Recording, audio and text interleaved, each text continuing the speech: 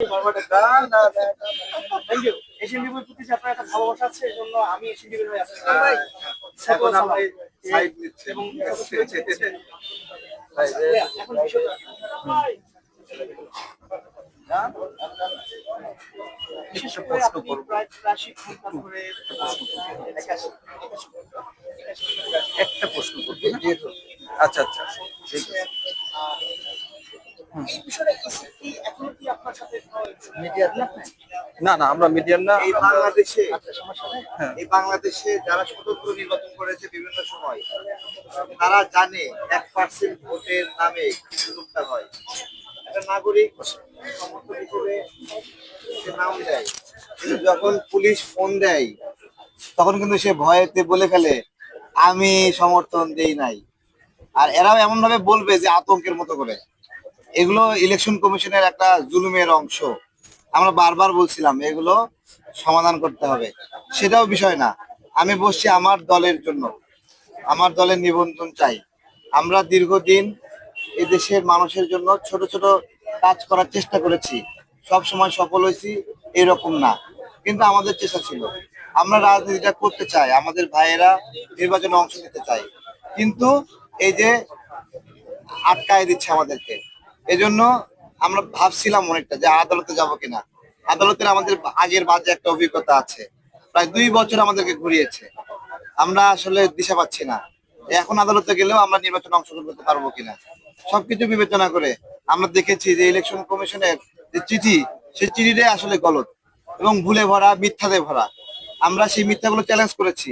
এখানে উপসচিব আসছিল, সে একটা প্রশ্নের উত্তর দিতে পারে নাই, একটা প্রশ্নের সে বিশ্লেষণ দিতে পারে নাই, না পেরে মাথাটা নিচু করে চলে গেছে। তো গেছে যে গেছে, তার ঠিকই দেখা যাচ্ছে না। আজকে যে শুক্রবার, বৃহস্পতিবার যে সে দেখা দিল, এরপরের দিন যে শুক্রবার, আমি যে এখানে বাচ্চা আছি না মরে আছি, এদের কোনো অনুভূতি নাই। ঠিক আছে, তো আমার এই অনশন চলছে। আমার সহযোদ্ধাদের উৎসর্গ করছে এই অনশন।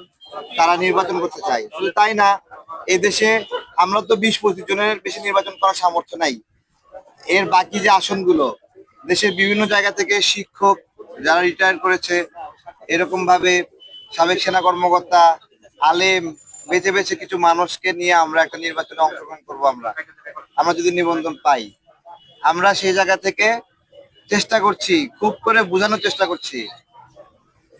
আমি দেখেন, বললে তো বলে বলে ফেলেছে, ঠিক আছে। এখন যারা উপদেষ্টা হয়েছে, তাদের রাজনীতির হাতে খড়ি আমার হাত দিয়ে, আমার হাত দিয়ে।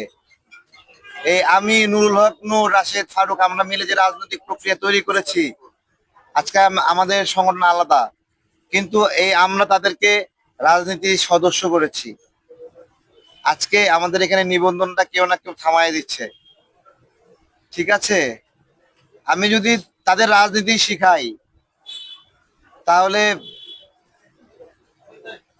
আমি আমি জানি আমার কি করতে হবে। আমি জানি কোন জায়গা থেকে আটকাচ্ছে।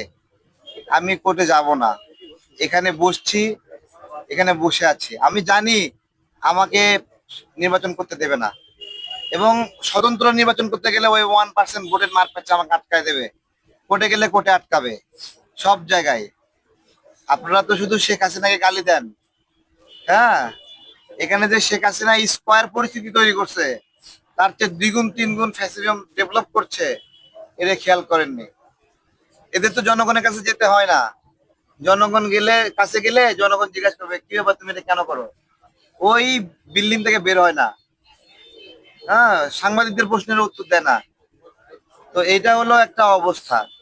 অনশন চলবে এই পর্যন্ত। নির্বাচন কমিশনে যারা যারা নিপীড়নের শিকার হয়েছে, তাদের সবার নামে উৎসর্গ করলাম এই অনশন। যে সকল মানুষ নির্বাচন করতে পারে না এ পর্যন্ত, তাদের জন্য উৎসর্গ করছি আমার এই লড়াই। এবং আমার এই লড়াই এখন শুধুমাত্র আমার দলের এই এই নিবন্ধন না। আমি চাই এই এই কালা কানুন গুলো তারা সংস্কার করুক, এবং 14 সালে সুন্দর নির্বাচন আয়োজনের জন্য যে আল্লাহর বান্দারা আকাম কুকাম করছে, 18 সালে, 24 সালে, সেই সকল ভালো মানুষগুলোরও আমরা তার চারিত্রিক পরিবর্তন চাই। সামনে নির্বাচন এই লোকগুলোই করবে। বিএনপির ভাইদেরকে বলছি, গাছে কাঁঠাল গোফে তেল। জামাতকেও বলছি, ঠিক আছে, কোন দিক দিয়ে যে হাত ফসকে যাবে টের পাবেন না। ক্ষমতায় কিন্তু ইন্টারন্যাশনাল একটা আইটেম বসে আছে।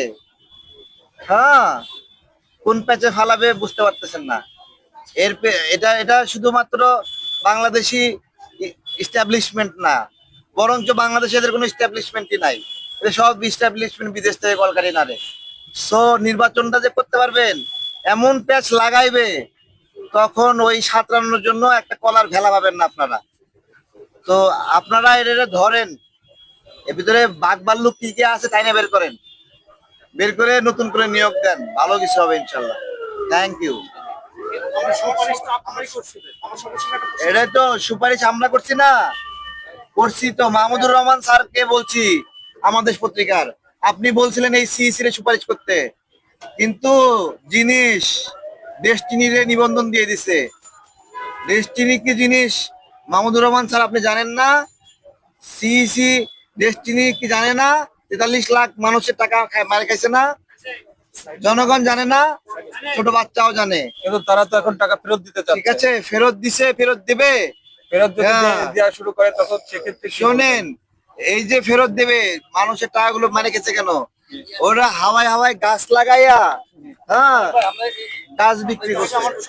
থ্যাংক ইউ সবাইকে। আমার একটা সমস্যা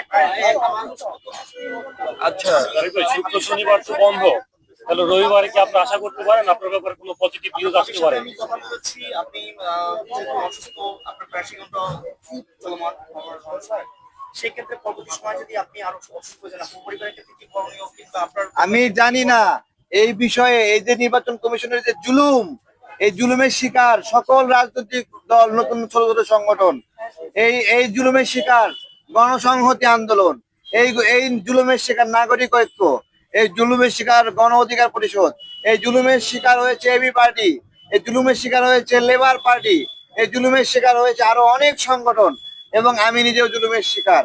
এবং এদের যে পরিস্থিতি, সেই পরিস্থিতিতে এমন তো না কোর্টে গিয়ে রিফিউজ হয়েছে, এখান থেকে রিফিউজ করে কোর্টে গিয়ে যায়, দেখে যে সব ঠিক আছে, পরে বাপ বাপ করে নিবন্ধন দেয়। নিবন্ধন দেন কেন তাহলে? পরে আবার বাতিল করেননি কেন?